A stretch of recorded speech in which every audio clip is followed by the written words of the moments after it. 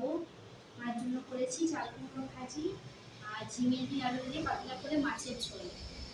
আমার ছোট বাচ্চাকে একটু খাওয়াতে দেরি হয়ে যাচ্ছে, কারণ একা হাতে সব কিছু সামলাতে পারি। খাইয়ে ওষুধ দুপুরে ছিল না, ওষুধ আর দুপুরে দিইনি। বেদানা এনেছিলাম, বেদানাটা ছাড়িয়ে দিলাম, শুয়ে শুয়ে মা খেলো। তারপরে দিয়ে তারপর উপরে কাপড় মেলতে গেলাম। কাপড় মেলে এসে এখন ভাত খাবো। এখন বাজে মানে প্রায় 1:45 বাজে।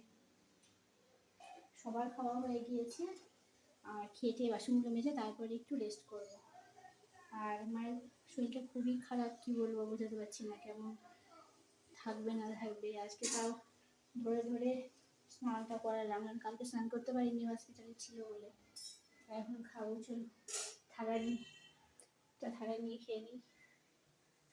আর নার্ভের ওষুধ দিয়েছে, মার এখন খুব ভালো হচ্ছে। কি রান্না করেছি যেন, চাল কুমড়ো ভাজি করেছি, আর কচু দিয়ে আলু দিয়ে মাছ দিয়ে ঝোল, মার জন্য ঝিঙের ঝোল, আর চিচিঙ্গা চচ্চড়ি। ব্যাস, এই পর্যন্তই।